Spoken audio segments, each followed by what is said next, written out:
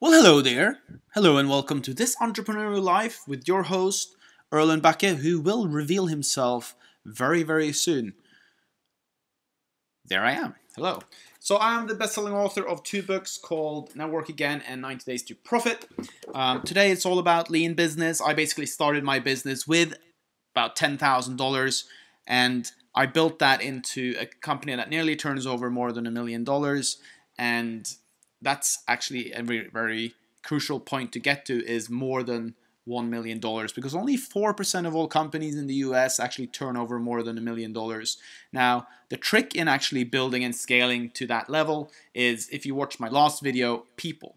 So being able to attract really awesome people into your company and then getting them to really do great work consistently. I think it's really, really hard to grow a business if you don't have great people.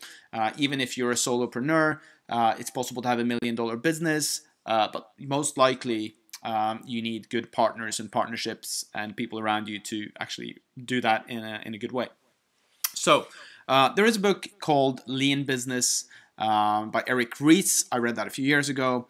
But the whole idea around it is that when you have an idea, when you have a concept, you build a prototype, you test the prototype, you see if it works, and you do it using the least money possible. So the trick of the entrepreneur and the magic of entrepreneurship is when you can turn $1 into 5 or $1 into 10. That is the beauty of it. That is the fun part. You buy at $1, you sell at the price that you can. And then you continuously do that, then that's how you actually scale up to become a larger company. So consistently keeping your costs low and your profits high. Business is very, very simple for people that are really good in business. The original Rich Dad, Keith Cunningham, told me a couple of years ago, business is super simple. Costs low, profits high. Costs low, profits high. So every single day you wake up and every single week you work, you should be asking yourself, how can I cut costs and how can I increase prices by adding more value, by maybe cutting costs?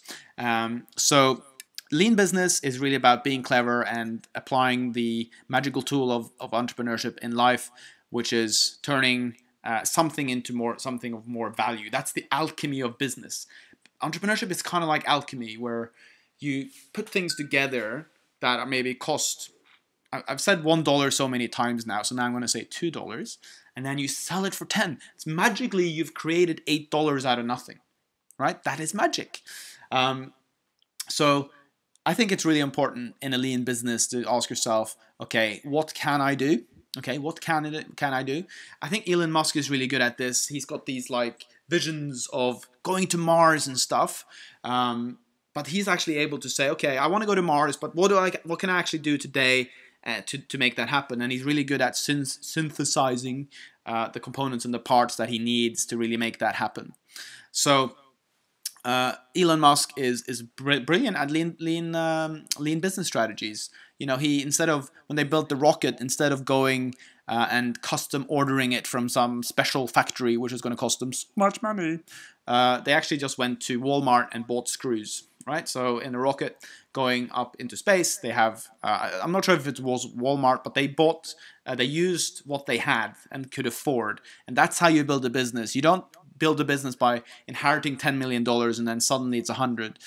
Typically, people that inherit a lot of money basically blow it because they don't know how to handle money. Typically, if you have a lot of money and you're doing really well, good for you, sir or ma'am.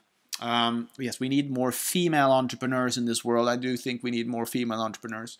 It's a real cockfest when you go to these entrepreneurial meetups. It's about 90% men, or even more, and then guys are looking for either women or programmers, which there are none of. So if you are a woman or a programmer, or even better, a female programmer, you will be very popular at these entrepreneurial meetups. So lean business. But I think this never changes. You know, big companies, they don't have more profit because they're quite wasteful. Big companies. The ability of small companies is to be more innovative, is to use smarter tools and techniques to actually make things happen. And for instance, self-publishing. I make 70% the royalties instead of 12, which you would with a with a traditional publisher. You also can just pay for marketing yourself. Not that a book is money generating, I wouldn't say so. It's more of a promotional material. That's why I have these books behind me, to promote myself. So lean business, be creative, do minimum viable products. So MVP is a term thrown around a lot in the startup world. But when you want to test something and when you don't have a proven business model, then you can sort of just make a mock-up, pretend that the website works. It makes me think of Stripe. Stripe, when they launched the payment system, they said, oh, it's fully automated, but they actually had people in the back end actually doing all the work manually, people entering the credit card numbers manually through a gateway. So you do what you have to do. You have the vision, you have the big vision, and then you do what you can do with as little money as possible to prove your market or prove that this is a concept that's going to work. And then once it's proven, you can go out and spend more money on it. But still, you always want to try to keep your costs low. You need to become a good negotiator in business. You need to be able to negotiate. A good trick that I do for negotiation is actually I always ask for a discount. I'm always looking for a deal. I always ask, I'm from this area, can you give me a discount? I support this football team, can you give me a discount? And I think over the years, I've probably saved hundreds and thousands of kroners, tens of thousands of dollars just asking for discounts and negotiating.